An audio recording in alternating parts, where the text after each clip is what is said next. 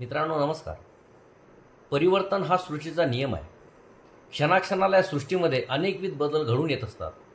आपल्याही जीवनातील सध्याची वाईट परिस्थिती बदलून आपल्याला हवे असलेले योग्य ते अपेक्षित बदल आपल्याही आयुष्यामध्ये नक्कीच घडून यावेत असं प्रत्येकाला या ठिकाणी वाटणं अपेक्षित आहे.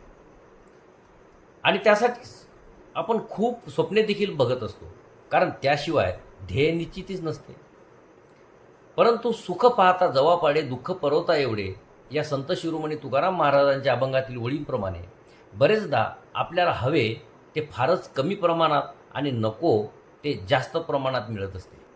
मित्रांनो, प्रत्येकानेच आपल्या ध्येयपूर्तीसाठी आपल्या स्वप्नपूर्तीसाठी धडपड करायला काहीही हरकत नाही. परंतु एकाच दिवसात श्रीमंत होण्याचे स्वप्न बघणे हे मात्र खूप चुकीचे आहे. म्हणूनच कोणत्याही गोष्टीसाठी योग्य ते नियोजन करून तसेच दीर्घ परिश्रम करण्याची प्रामाणिक तयारी ठेवून मानसिक सशवलपट सोसल्याशिवाय आणि योग्य मार्गाने संघर्ष केल्याशिवाय आपल्या पदरात काहीही पडू शकत नाही. मित्रांनो, संघर्ष हा केवळ आपल्याच जीवनात असून बाकीचे मात्र सगळे सुखी असा जो चुकीचा गैरसमज आपण करून घेतो तो करून घेऊ नये.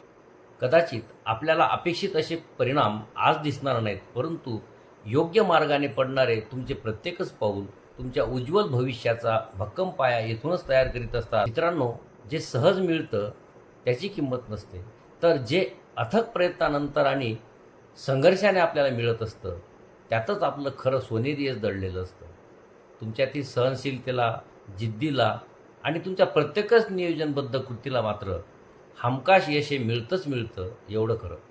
मित्रांनो, आत्मविश्वासाने पडणारे तुमचे प्रत्येकच पाऊल हेच तुमच्या यशाचे खरे गमक असते, एवढं लक्षात ठेवा.